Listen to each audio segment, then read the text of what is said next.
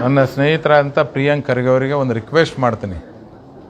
ಒಂದು 2-3 ತಿಂಗಳು ನಮಗಿಂತ ವಯಸ್ಸಿನ ದೊಡ್ಡವರಾರ, ದಯವಿಟ್ಟು ನೀವು ಸಚಿವರಿದ್ದೀರಿ, ವಿರೋಧ ಪಕ್ಷದ ನಾಯಕರ ಥರ ನೀವು ಮಾತಾಡೋಕ್ಕೆ ಹೋಗ್ಬೇಡ್ರಿ. ಸಚಿವರಿದ್ರಿ, ನಿಮ್ಮ ಸ್ಥಾನಕ್ಕೆ ಗೌರವ ಕೊಟ್ಟು ನೀವು ಎಲ್ಲೆಲ್ಲಿ ಫ್ಲಡ್ ಬಂದಾಗ ವಿಸಿಟ್ ಮಾಡಿರಿ, ಪರಿಹಾರ ಕೊಡೋಂಥ ಕೆಲಸವನ್ನು ಮಾಡಿರಿ. ಕೇಂದ್ರ ಸರ್ಕಾರ ಏನು ಮಾಡ್ತು, ರಾಜ್ಯಾಧ್ಯಕ್ಷ ವಿಜಯೇಂದ್ರ ಅವ್ರು ಏನು ಮಾತಾಡ್ರಿ ಅವೆಲ್ಲವನ್ನು ಬಿಟ್ಟುಬಿಡ್ರಿ.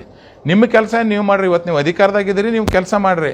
ನಾವು ಅಧಿಕಾರದಾಗ ಇದ್ದಂಥ ಸಂದರ್ಭದಲ್ಲಿ ಎಷ್ಟು ಅನುದಾನ ತೊಗೊಂಬಂದೀವಿ, ಫ್ಲಡ್ ಬಂದಾಗ ಎಷ್ಟು ನಾವು ಪುನರ್ವಸತಿ ಕೇಂದ್ರಗಳನ್ನು ಮಾಡಿದ್ದೀವಿ, ಫ್ಲಡ್ ಬಂದಾಗ ಮತ್ತು ಜನರಿಗೆ ತೊಂದರೆ ಆದಾಗ ಎಷ್ಟು ಪರಿಹಾರ ಕೊಟ್ಟಿವಿ, ತೆಗೆದು ನೋಡ್ರಿ.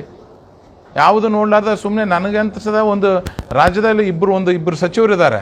ಆ ಸಚಿವರು ಮೋದಿ ಸಾಹೇಬರಿಗೆ ಕೇಂದ್ರ ಸರ್ಕಾರಕ್ಕೆ ಬೈಯೋದು ಬಿಟ್ಟರೆ ಬೇರೆ ಕೆಲಸನೇ ಮಾಡಂಗಿಲ್ಲ ಅವರು. ಫ್ಲಡ್ ಬಂದಾಗ ಸಂದರ್ಭದಲ್ಲಿ ನೀವು ಓಡಾಡ್ರಿ. ನಿಮ್ಮ ತಂದೆಯವ್ರು ಯಾವ ಥರ ಓಡಾಡ್ತಿದ್ರು, ಯಾವ ಥರ ನಿಮ್ಮ ತಂದೆಯವ್ರು ಪ್ರೆಸ್ ಮುಂದೆ ಯಾರಿಗಾರು ಬೈದದ ಇತಿಹಾಸ ಕೇಳಿರ? ನಿಮ್ಮ ತಂದೆಯವ್ರು ಯಾವ ಥರ ಕೆಲಸ ಮಾಡೋದು ಅವ್ರು ನೋಡ್ಯಾರ ನೀವು ಕೆಲಸ ಮಾಡಿರಿ. ದೊಡ್ಡ ಖರ್ಗೆ ಸಾಹೇಬ್ರು ಯಾವ ಥರ ಕೆಲಸ ಮಾಡ್ತಿದ್ರು, ಫ್ಲಡ್ ಬಂದಾಗ ಹೋಗಿ ಭೇಟಿ ಕೊಡೋಂಥ ಕೆಲಸ ಮಾಡ್ತಿದ್ರು. ಎಲ್ಲ ಕಡೆ ಹೋಗಿ ಖುದ್ದು ಪರಿಶೀಲನೆ ಮಾಡಿ ಅನುದಾನ ತರೋಂಥ ಕೆಲಸ ಮಾಡ್ತಿರು. ಅಂಥವು ನೀವು ಯಾವೂ ಮಾಡ್ತಾನೇ ಇಲ್ಲ. ಅದು ಬಿಟ್ರೇನ ಸುಮ್ಮನೆ ಅವ್ರು ಹಂಗಂದ್ರು ಇವ್ರಿಗೆ ಅಂತ ಬರೀ ಅಂದ್ರೆ ನಿಮ್ಮ ಖಾತೆನ ಭಯ ಖಾತೆನಾ? ನಿಮ್ದು ಯಾವ ಇಲಾಖೆ ಸಚಿವರದಿರಿ? ಭಯ ಇಲಾಖೆ ಸಚಿವರದಿರಿ?